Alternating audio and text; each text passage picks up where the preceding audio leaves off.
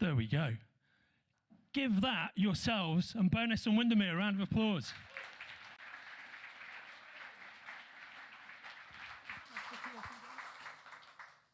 Just see if I can get my clicker working. Welcome, everybody. Welcome to the glorious Lakes International Comic Art Festival. I love that theme music we've got for the show this year. Bruno, Jorge and myself, we're going to do some choreographed freestyle dancing, but we ran out of time to do that before we began. My name's Andrew Sumner. I'm the COO of Titan Comics and Forbidden Planet and the host of Forbidden Planet TV on YouTube. So if you want to see a wealth of creator interviews, check us out. We're easy to find. And I want to introduce two amazing talents from Europe, Mr. Jorge Fornés. Hi.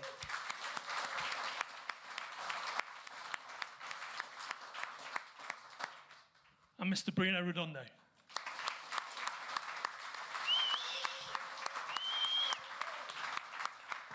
How are you both? Fine. Fine, Spending thanks. Nice days here. First time. Excellent. It's a beautiful place, isn't it? Yeah. It's lovely. Now, before we get going, I have to tell you that we are streaming this event, yeah? So don't do anything wild or outlandish in the background while we are streaming to the globe.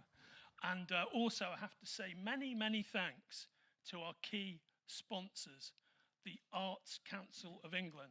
Let's give the Arts Council a round of applause as well.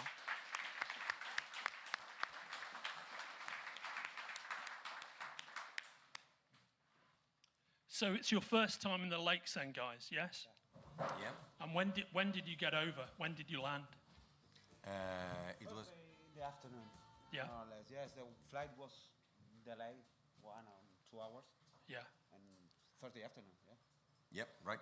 There was a lot of those delayed flights happening of late. So both of you have had a very busy 9, 10, 15 years working in the mainstream American comics market. You both had some amazing success, which we'll talk about. But what I'll do, I think, as we were talking about before, if the guys are going to be doing some drawing, which is going to be streamed here. But before we do that, I'm going to just take you through a lightning fast tour on the background here of their careers. Let's see what we've got. Right, well, this is from Nightwing to Rorschach. This is where we are. There's Bruno, there's Jorge, there's me. Nightwing, of course, a massive success for you, Bruno. What are we looking at here? Oh, yeah, bit of Batman action. Yeah.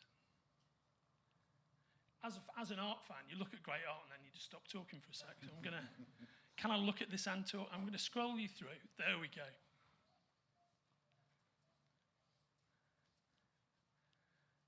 That's yours, isn't it, Jorge? Too many Batmans. Yeah. You gotta love Batman. One of those classic Nightwing covers.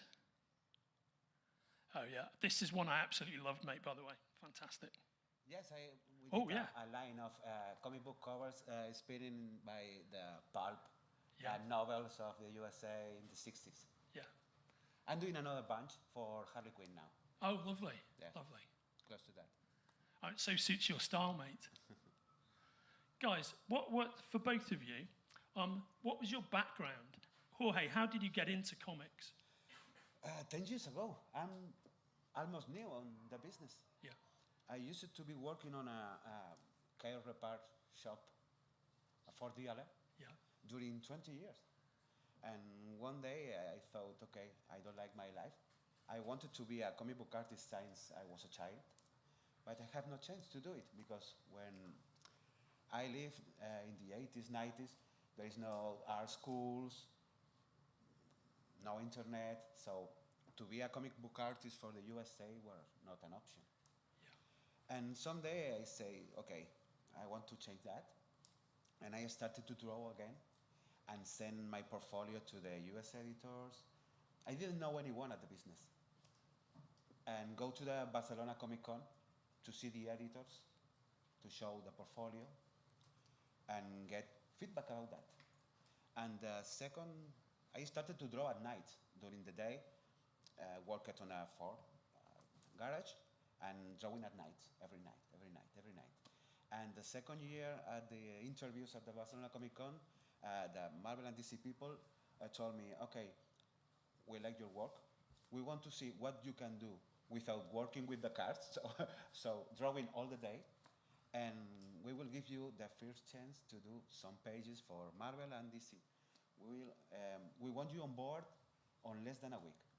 I come back to my home and don't think about, because a lot of people are saying that, but it's not true always. And yeah, that time in 1 week, the same day, I had 2 emails, one from Marvel and another one from DC, gave me the first chance to draw comics for the USA. I left the work and I started to draw full time until now, 10 years later. Amazing. So it's a weird story, because I started to work for USA when I had 38. Yeah. I mean, it's Too a old. it's a beautiful story, mate. And you're working in a garage at the Yes. point. It's just incredible. 12 hours per day. Wow. And drawing at night, every night, 2, 3, 4, 5 hours. I slept 4 hours a night. And I still slept 4 hours, because my body Yeah. don't need sleep too much. So it's trained by the garage Yeah. to only need 4 hours sleep. I don't want to know anything about cars now. I understand it. Can you talk a little bit about your process on this particular cover, which I've always loved? Oh, actually, I'm gonna let Jorge get on with what he's doing. Bruno, I'm gonna ask you the same thing. So, how did you get into comics? I have been drawing my whole life, and for me, there wasn't a B plan. Yeah. So maybe I was stupid enough to believe that I was gonna make it. So today, I think if I had to take that decision right now, I will be maybe more cautious, maybe even coward. But when I was a kid, I was so stupid that I was so bad a student. So I was in love with drawing, with comics. So it's the only thing I always did. And I was trying to pick works in Spanish studios of comics, learning to lettering, to color, and to do.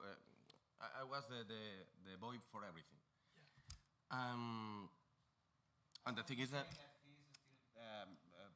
He's still stupid. Yeah. Yeah. And I don't know. It's just I have been doing my whole life, little steps, always trying to offer my work to different editors. And I have to say that I'm pretty bad finishing the answers. So. That's all right, mate. That's what I'm here for. Plus, you're very good at other things. You don't need to finish answers, mate. Thank you. Not with art like yours. What was your entry into DC? How did that work? How did that come about?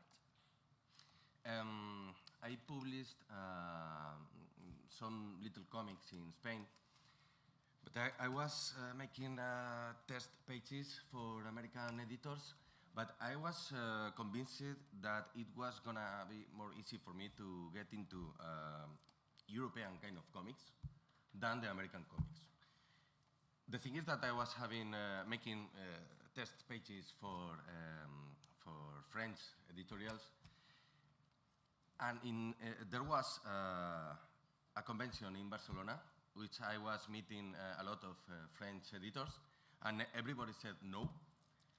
And then I went to meet Scott Peterson, who was a DC editor, with French kind of test pages, or I was thinking it was, and the guy gave me my first chance then.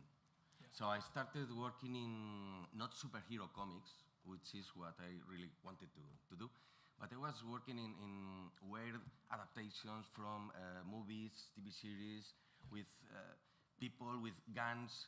I hate drawing guns and suits and like noir genres, kind of crime kind of genre.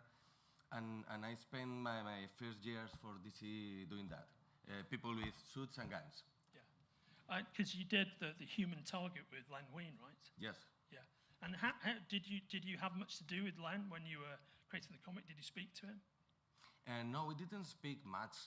And it was interesting because it was the first and maybe the only time I worked with what they call the Marvel method. Yeah. Because the script was not much elaborated.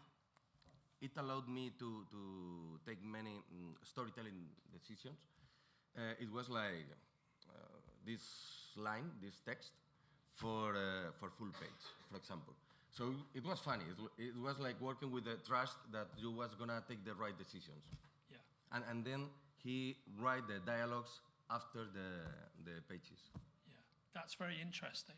Because, of course, for anybody who doesn't know, if you're an old-time DC fan, you will know this. Of course, is that Len Wein created the Human Target, originally with Carmen Infantino, who was also the publisher of DC, and then went on to have there was a very successful series of backup strips, beautifully drawn by Dick Giordano. Recently, of course, Tom King's done a great series. But I loved your Human Target, mate. It was great. It really captured the spirit of the character, I thought. Thank you, but I feel that we killed Human Target. Because there was really good Human Target comics before us. I don't remember the writer, but do you remember who was writing Human Target? The first one? Oh, there's the Vertigo series. Yeah, the Vertigo Yeah, series. man, that was... I can remember, but he's a Anybody huge remember? writer. Yeah, it was Milligan. Yeah, spot Yeah, on. Good that's man. right. The thing is that when I did Human Target, it wasn't the real Human Target. There was a TV show who only Right had on. one season Yeah. about Human Target that has not much in common with the real Human Target. So it was, that kind of adaptations far from the original place. And we was doing an adaptation of that adaptation. Yeah, right on. So it wasn't much cool. So after that, Human Target has been dead for more than 10 years. So Tom King bring him back and make him awesome. I love his Human Target. It is an amazing book. I think you're talking yourself down though, mate, because I think the beauty of that series that you did with Len is it captured that middle ground between what that show was. Starred Mark Valley, I think. He was also in Boston Legal at some point, and the actual character itself. So I think you're being overly harsh on what you actually achieved. Well, There you go. It's a fact. I'm going to explain something about the format of what we're endeavouring to do here. So both Jorge and Bruno are sketching. Bruno is going to be drawing, as you see, long form, and Jorge is working digitally. And when we talked beforehand, both of the guys said to me, well, we'd like to start drawing from the get-go. So I'm endeavouring to alternate my questions so that as I'm talking to one, the other one can carry on with what they're doing. yeah, So because drawing and talking in a different language yeah, I at the know, same right? time should be an Olympic sport. It's true. Yeah. I hear it, man. So I'm going to gently walk over and have another word with Jorge. I'm going to try not to put you off your stride here, mate. Oh, you can't see this yet, but I can. You'll see it in a bit. There we go. Lovely. Jorge, so for the first years of your US career, you worked for both DC and Marvel. Yes. Yeah. Are there any particular? I've got particular comics of yours that we've talked about that we're going to talk about in a bit. But from that era, Yeah. where you're going back and forth, what are the projects that you're most fond of? That you like the most? What did you enjoy doing? Well, most? I started to do Batman 14 pages for a Batman annual in DC, but they didn't like my work because I was a newcomer and I'm self-taught, so I don't have any artistic formation. And I did Thunderbolts issue for Marvel. And I keep working for Marvel doing Amazing X-Men and Wolverine and the X-Men. And 6 months later, my editor left the company, and I was without work at any of the big two. And I started to work with Dynamite, doing Magnus, Yeah. with Will Kai Higgins. Brilliant. And I loved that project because I had creative freedom. So I thought, okay, I can show now what I can do, not just doing feelings for the big one, because I'm the last name of both. But in Dynamite, I was I was the first, but I have creative freedom because in change of less money, of course. Yeah, of course. And I did that 4 issues miniseries with Magnus. I show what I doing covers, some colors, interiors, and I did the jump to Aftershock to do Hot Lunch Special with Elliot Rahal, Yeah. a creator-owned book, 4 issues about the Iranian mob and Irish mob too. Yeah. And I loved that project. And then I started to work again with the big two with a better position, you know, Yeah. with 2 books, 2 success books at my hands, and show that I can do covers, I can do that kind of things, and I'm not the last one of the list to give jobs. Yeah. And I think that 8 years ago, more or less, I started to do Batman commissions at the 80s style, like Matthew Kelly, Alex Todd, and Tompkins sent me a DM saying, okay, I love your work, and I will try to work with you in Batman. And yes, Yeah. 4 months later, DC sent me an email saying, okay, we will give you the first Batman pages for you to try how it breathes, and was a pretty success. And I started to work in Batman with Mikel Janin and Tony Daniel at the regular Batman title. And well, that's all. The until rest now. is history. Yeah, Yeah. yeah, When you were working at Dynamite, yeah. who was your editor there? Was it Joe Ryban? Sorry? Who was your editor at Dynamite? Matt Hiddleston. Ah, yeah. Okay, cool. Yeah. Legendary Matt Hiddleston. Yeah.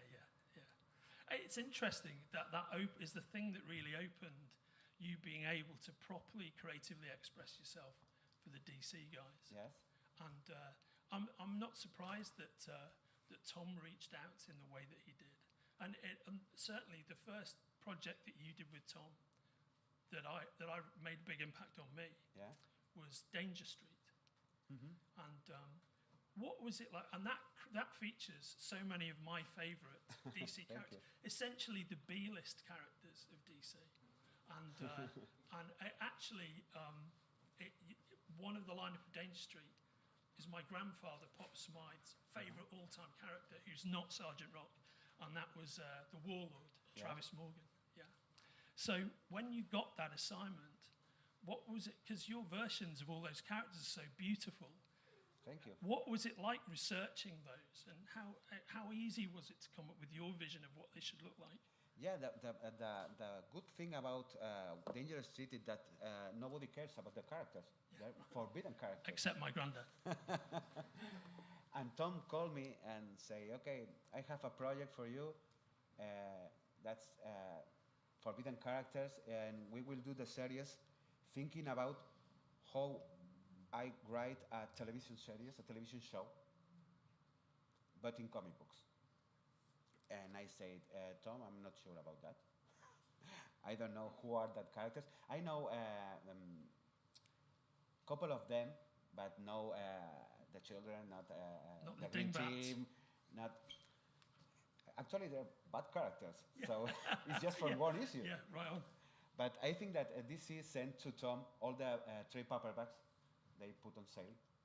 And when he received the book, he thought about, okay, that kind of weird characters are at the same universe. What happens we will put together in a same story. Darkseid, the Green Team, Starman, but the 70s Starman, the disco era. The Starman. first issue special Starman. And by the way, anybody who hasn't seen this book, the essential conceit of it is, and this is a classic Tom King thing, is that it's based upon a one-shot series that DC did in the 70s, the Inheritor to Showcase, which is called First Issue Special. And each issue was a different set of characters, a number of whom were created by Jack Kirby. And Tom rounds up all of those single issues, the characters introduced there. So there's a version of the Creeper, there's a version of Manhunter, there's the Warlord, and puts it all together in this book. Yes. Yeah. I like the series because the good thing about to do was put all the different characters, cosmic characters, and very grounded characters at the same story, at the same tone, and now we are at the dark side planet, looking a lot of gods there and everything, and now we are at the desert with a few teenagers playing at the desert. So that's the challenge of the series, and I like it. But I have to say that my favorite series that I have worked on is Rorschach. Of course. Because I love noir, I love Watchmen universe, and was a chance to try new things about storytelling, about to tell a story, too many flashback, fast forwards. Yeah. It's my favorite series I did with Tom King, Rorschach. Yeah. I love Danger Street too, but I think your art really suits Tom's style. yes, because it's too easy to work with Tom King because he's always open to change everything. Yeah. When I get the script of issue 5 or 6, I read it and I called to Tom and say, okay, Tom, we have a lot of different opportunities to do storytelling experiments there, but you have to write again the issue based on my drawings. And he said, okay, no problem. Well, do whatever you want to do, and we will change about to fix all the parts that didn't fix. And it's beautiful because you can do whatever you think is better for the story, and he can rewrite all the story, and he don't care if the book is going to be better at the end of the process. So I love to work with Tom. It's very... Hey, Bruno. Oh. There we go. There's the man himself, Dick Grayson, coming into shape. By the way, you might have noticed the deliberate mistake in the online program, at least, which in Bruno's biography, it says that he's working on Nightwing with Tom King. Of course, he is not. He's working on Night King with the great Tom Taylor. That's a running gag. Oh, is it? Is that what that's about? No, Yeah. they like to play with that stuff. Oh, right, okay. Because many people confuse them, mixes them. Yeah. So they like to play that. So Oh, okay, that makes sense. they will not bother. Yeah. Tom DeFalco, you're right. If we, the thing is, if you meet these dudes in person, you would never mistake them because you know, Tom is a tall, Tom King. Tom King's a tall, dark-haired ex-CIA type guy. Tom Taylor is like a bearded, quite husky Australian, and actually in tone they're very different. Tom Taylor also a massive Liverpool football fan. So Bruno, how did Nightwing come about for you? We was finishing our stage in Suicide Squad. Yeah.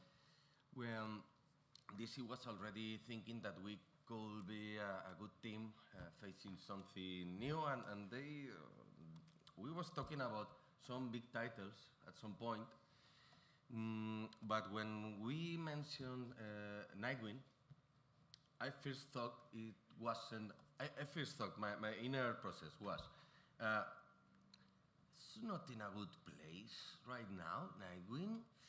I'm not sure, but then I thought, he's not in a good place right now, which was the chance to do something, because I like, in the way that Tom King likes to work with characters that maybe not much people care about. So I thought I could have more freedom, creative freedom with Nightwing right now, than with the Justice League or Batman or Superman. So I thought it was, I want to play. I want to try things. I want to convince them to do different covers, different storytelling. So I thought that I could have that in Nightwing. So Tom and me shared the same idea.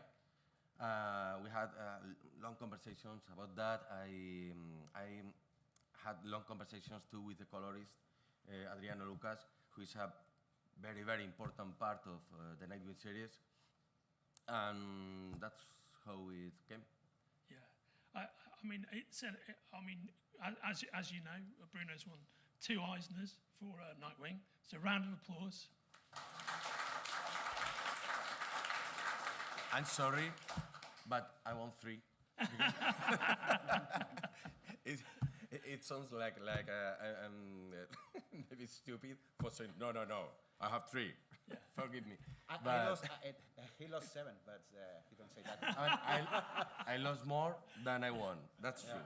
That keeps me where I like to be, in the losers side. Eisner loser. Yeah. So one of the things that really works about Nightwing is it's a character I've always loved ever since the Nightwing incarnation of Dick Grayson was created. But you guys have really taken a leap up with how you put that book together. There's a lot of interesting kind of narrative leaps in the way that you write and illustrate Nightwing, that you play around with perspective a lot. There was that issue last year where it was totally done from his point of view. Mm-hmm. Does that come out? How do you get to that point? Does that come out of your conversations with Tom, or do you say, look, I've got this idea, or vice versa, or both ways? We was already trying to make some experiments when we was in Suicide Squad. But there was a trouble or difficulties because in Suicide Squad we had a team with 9 members. There's a lot of focus to manage, and there's not many options to shoot so many characters in different positions. That has limitations. So the thing is that we was trying to make things. We saw that that Nightwing, solo series, one main character, was the place to try things, because you have one focus, like one little ball moving around the scene, around the stage, and we could do this kind of tricks in Nightwing, but not in a team series. We like this point about the experiment. What weird thing can we do? The thing about the issue of the one shot with Nightwing moving around, we was talking about that in Paris the year before the pandemic, but we wasn't in Nightwing yet. And the other thing, in a bar, that's important.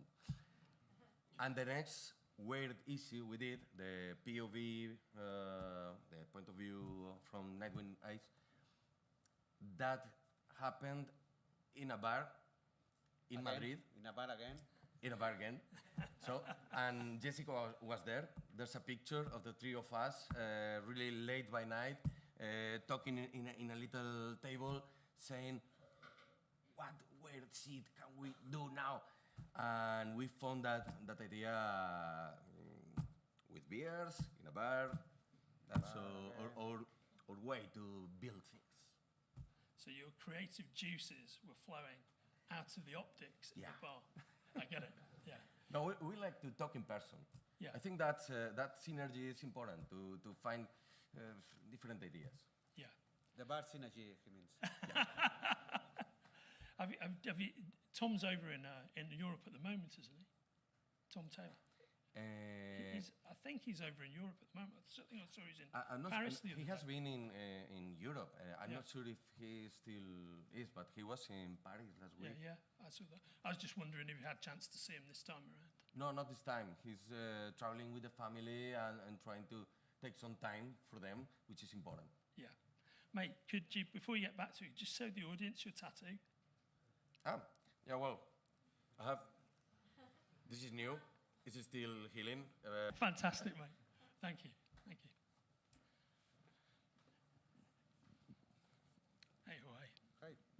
So, mate, do you want to talk a bit more about? Oh yeah, right. I don't know if that works. Look at that. Not always. You should draw Batman for a living, mate. Yes. That's wonderful. I try. Can you talk a bit about the Rorschach project? Yeah. And what your intention was with that series? It's very successful for you both, the Black Label series. Of course, Danger Street was a Black Label series Yes, as well. true. Yeah. So what were you hoping to achieve with that? Sorry? What were you trying to achieve with Rorschach? What did you hope for in terms of what you had come up with? Well, we didn't want to do Watchmen 2. Was that time. So we wanted to keep the Rorschach concept more than an idea, than a person. So I think that the whole book is a Rorschach test. So you can read the 12 issues and you have an ending and you can think about if that's true, that's all in the detective mind. That's the reason because the detective don't have a name, because the detective is the reader. So you get all the story, make your conclusions, and think about what did you read, and take your own conclusions. You know, it's a whole Rorschach test for everybody will have the chance to read the book. How long did it take you? How long were you working on the book for? 2 years. Wow. I spent 2 years more or less in 12 issues and on every project. Yeah. So you have to think about pretty well what is your next step at the business. Yeah. Because the writers can write 2, 3, or 4 comic books for a month, Yeah. but you only can draw one. Yeah. Except if you are Damora, you can Yeah. draw Yeah. 2 or 3. Right. but you have to think very well. What do you want to do next? Yeah. You know, I think that's such an important point, and it's something that gets overlooked as somebody who works in the business of comics. What you've just said, which is the writer's opportunity to bill versus the artist's opportunity to bill, particularly in a way that the better the artist and the more detailed, and there are some brilliant artists out there who are fast, but you know, for the better the artist, the more detailed and complex the work, often the longer it takes them. Yes. And that's less opportunity to bill. So you have to manage your life. Yes, because I don't think about my time working. So my basic thinking is that I'm always working, and I have to get time for the family and for the life. Yeah. So I start the morning. I start to work at 9 or 10 o'clock. I stop at 1 p.m. for lunch, 1 or 2 hours. I don't know if you more or less the same. The schedule every day, your schedule every day for work. All the time I'm awake. That's the same thinking about all the artists. And I stop at 7, 8 o'clock to run or go to the gym or whatever. And I come back to work at 12 o'clock until 3 p.m., 3, 4. And I wake up at 8, more or less. I sleep 4 or 5 hours because it's my decision. I like it and I love it. So I don't have weekends. Well, I have conventions the weekends sometimes to have free time. Yeah. We spend the most part of that days sleeping. Hey, except we're making you draw, so you know. Yeah. Sorry about that. But yes, the thing is that I'm almost new on that. So I still have the energy of a newcomer. Yeah. When I will be drawing during 20 years, maybe I come back here and tell you, okay, I don't want to work. I only draw 2 hours per day, and I don't want to know anything about do covers or whatever. But now I still have energy. Well, I think the thing is, Jorge, you've lived a life outside of your passion. You know, so you've been involved in your passion for the last decade. Yeah. But you've lived that whole of the life doing things that, you know, you get in your paycheck or what have you. Yeah, that's the thing, because I know the life out from the comic book business, doing a work that I don't like. Yeah. So for me, it's a dream come true now. It's like I had 2 lives. 30 years normal life, working on a workshop, and now I'm living exactly my dream. So I'm working with the best readers of the business for Marvel, DC, a lot of publishers, company in the US. I'm doing trips for all the world, knowing new people. So for me, it's a dream. Well said, mate. I'll let you get back to it. Thank you. Yeah. Thank you. Hey, Bruno. Hey. More bar talk. No, so you've got, what was, before we talk a bit more about, there's a particular bit of Nightwing I'd like to ask you about, but what was your first exposure to American comics? What were the first American comics? When did you first become passionate about them?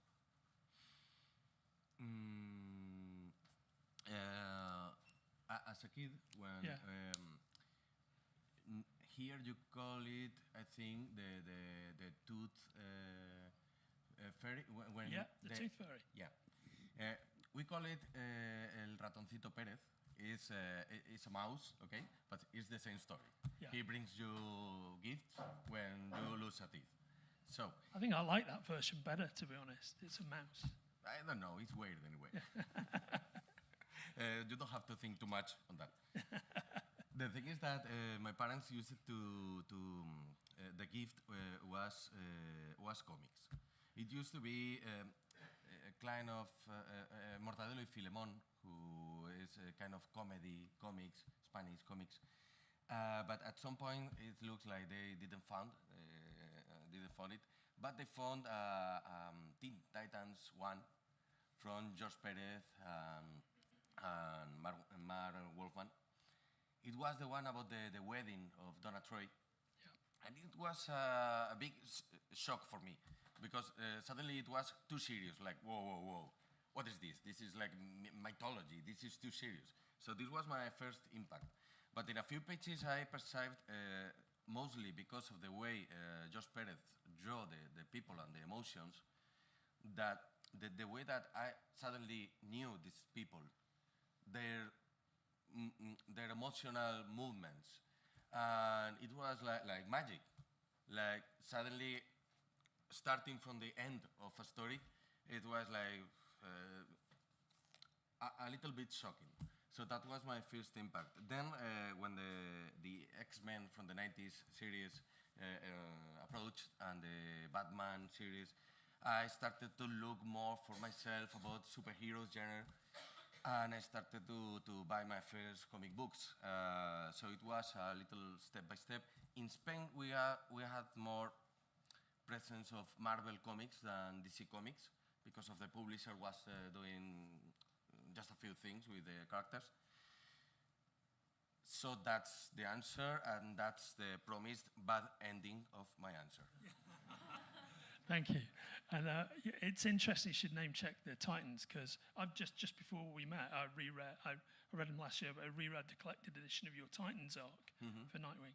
And what was it like getting into all those characters in detail? Because you've obviously known them for a long time, but I particularly liked what you did with Super Wing and the superpower version of Dick Grayson and Neron.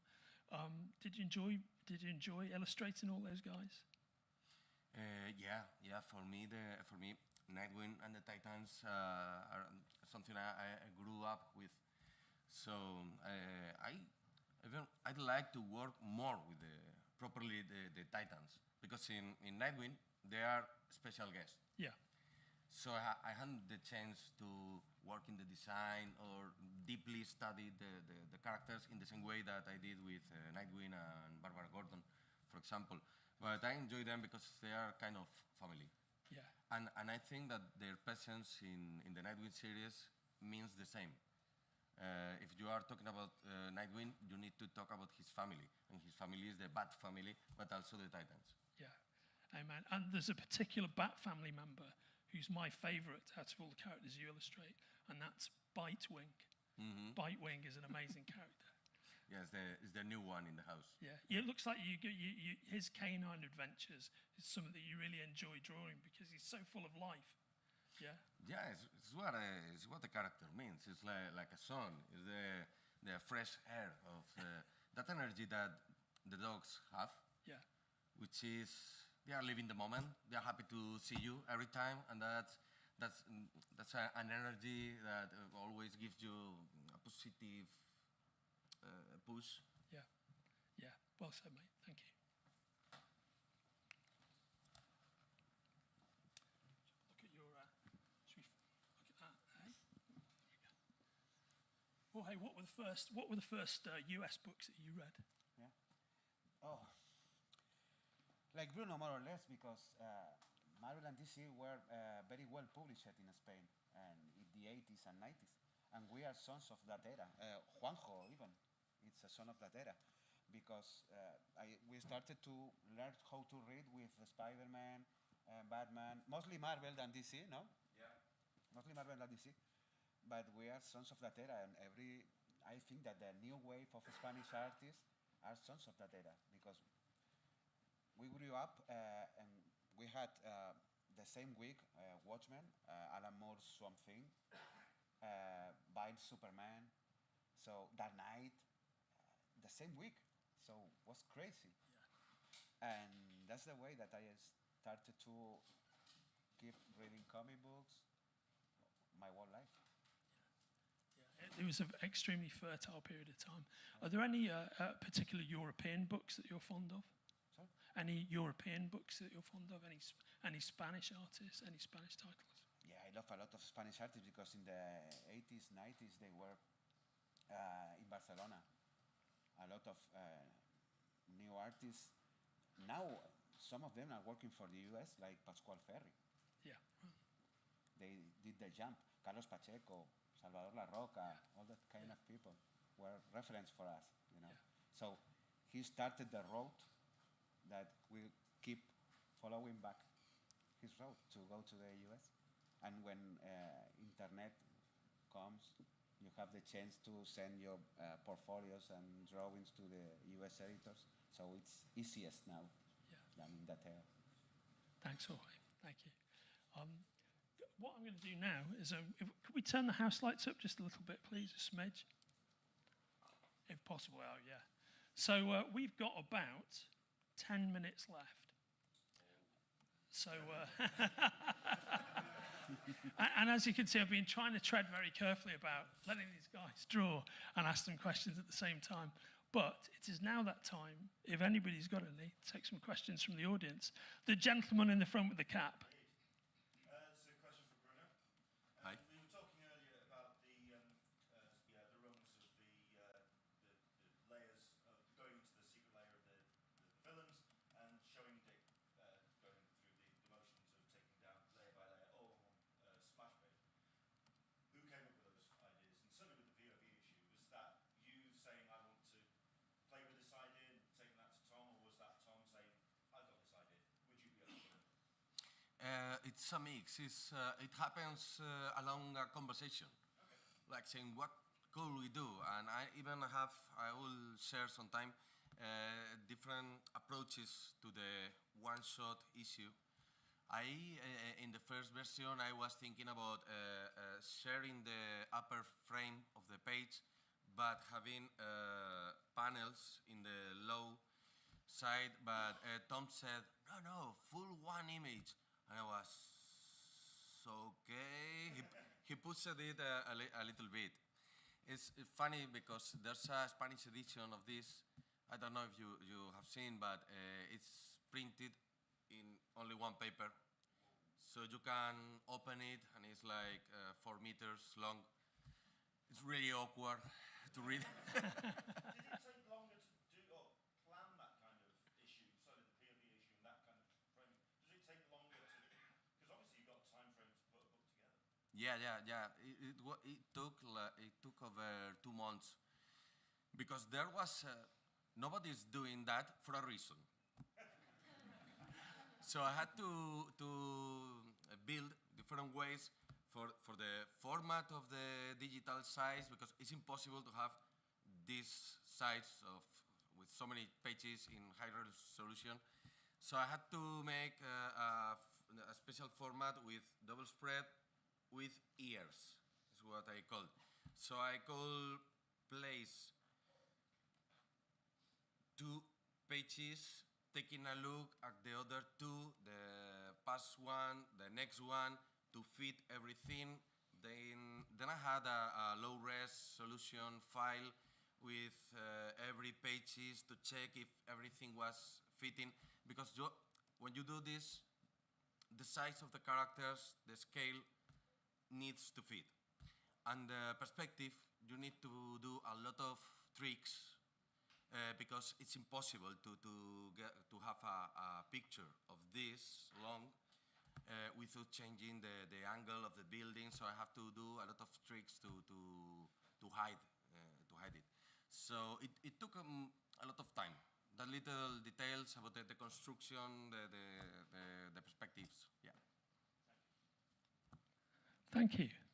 Anyone else? Gentleman at the back there. Hi, can you hear me okay? Yeah, where are you? Hi. Is it okay to ask two questions? Sorry, just for Holger. What program do you use? Because I cannot see it from far. And what requirement, what tablet do you use there? Yeah, I usually work with Clip Studio. Not this one. I'm still trying to know how it works, but I usually work with Clip Studio. I started to work on paper, but I prefer to work in digital because I like to try different lightings and illuminations, so it's easiest for me working in digital. Even I do covers and splash pages in paper sometimes because I like the smell of the inks and the brushes and all of that. But to do everyday's work, and mostly when you have fight deadlines, I work on digital. But Clip Studio. I started sometimes Photoshop, but for me it's better in Clip Studio. And the second question is about AI. Has there been like any discussion, positive or negative, among your workplaces and colleagues about AI? Has there been any? Sorry. Have you been involved in any conversations, positive or negative, about AI? For me, it's negative. There is no positions, so they don't pay any copyrights and get your work to use it. I don't know. I think it's a hard time to the newcomers at the business because you have to compete with programs that they don't have any mind, and mostly with editors or people that they don't want to spend money, and it's the easiest solution to don't spend money and get art. But for me, it's not a big change, so it's always negative. If I can answer too about that, first of all, I hate the IA, but not only because it maybe will take our jobs. I'm not worried about that. I'm worried because it's making a more ugly world around me. The AI only copy paste, but it doesn't have a soul. It can't do what it can steal the step that you haven't done, but it will steal everything we have done till now. It's a legal problem because of the rights. So it's you don't owe the rights of something you have done with the EA. And I feel that that only a human being has the right to build emotions to communicate to other human beings. And the idea that the people is learning that this is art, it makes me sick because it's confusing. It's altering in a negative way the world perception of art and of the human soul. And a lot of fingers.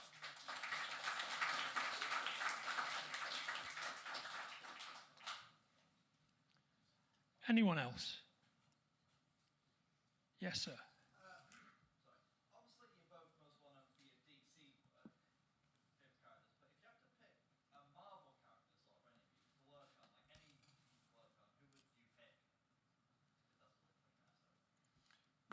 escucho. Si tuvieses que elegir un personaje de Marvel. Oof, lot of them. I could love to do something more long with Doctor Strange, Spider-Man, the X-Men. I grew up with the Marvel characters, mostly than DC characters. So, Fantastic Four, a classic story of Fantastic Four set in the 60s, on the 60s. Too many. You kill that, many. mate. That would be amazing for you. Yeah. I had the chance last week to do something with Moon Knight. I love Moon Knight. And we did an homage story for the Sienkiewicz and Doug Moench season. Yeah. So, too much. Brilliant. For me, it will be in one way Wolverine, because as a solo character, as Logan mainly, I love the possibilities of the character, of an unbreakable character. And also the X-Men as concept is something that I love, because it's all about comprehension, about different kind of people trying to live together and do the right things. I feel that it has something powerful to tell, that metaphor about many important social things. Thanks, mate. Anyone else? Got time for one more question. I'll ask one more question, which is, given that you're, how about you, Jorge? You're working. Do you still work in Barcelona? Do you live in Barcelona? Yeah. You've lived there all Close your to life. Barcelona. I live close to Sitges at 1 hour in train from Barcelona. And how much do you think that the culture of where you've grown up and that beautiful part of the world that you live in seeps into your work? And do you think that's part of you? You know, that what you actually do artistically. Sorry? So the beauty of Barcelona, I often see a lot of beauty in what you do. Do you think it's there in your work? You know, where you've grown up, is it a part of you? Does that make sense? I can understand what you're talking about. I'm not sure I can understand what I'm talking about either. So basically, you live in a part of the world Yes. that's very beautiful. Yeah. Yeah. Do you feel that beauty in your own work? Because I see it when I look at your work, and I'm just wondering if that's something you're conscious of. I suspect the answer might be no, given the fact that you're still giving me that look. Well, now with internet you have access to everywhere. Yeah. So it's true that sometimes the greeters make the work easy for you, because I had a story with Moon Knight too. Yeah. And the greeters told me, on Wall Street in New York, there is a cars competition, and they start at that corner and finish on that corner, and they have at right that building, at the left the other building. So you have to check the map, what you have to draw. And sometimes I got a lot of comic book reference. So it's like a Kirby, Dicto. They don't have internet. They don't go out from New York and draw all the work. So Yeah. I mean, it's interesting about Ditko, because if you've ever been inside his art studio, the view from his art studio is essentially the backdrop to any Spider-Man story he illustrated in the 60s. it's true that you are not living in the US and you are drawing every day the US. And sometimes you see the other artist's work and thought, okay, that man is living there because he's drawing the things that you don't think about, like the street spots or signals or bars or whatever. But we are always trying to do our best to be more or less like if we live there, you know. Mate, that is the perfect answer to a great question that I did not ask. I apologise for my rubbish question. Can we take a little bit of a parting look at Jorge's Batman here and give him a big round of applause?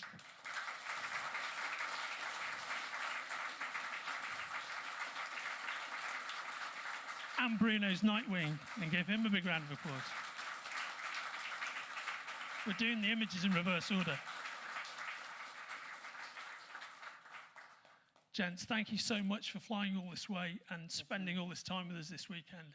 It's a pleasure to host both of you, and it's a pleasure to look at you creating your beautiful work and to chat with you. A big round of applause for both of these amazing creators.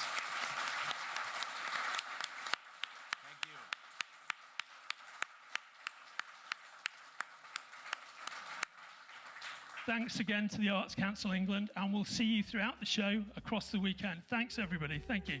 If you're enjoying watching Forbidden Planet TV and you're enjoying watching us talk to the world's most interesting and accomplished filmmakers, authors, artists, musicians, creators, subscribe right here. See you soon.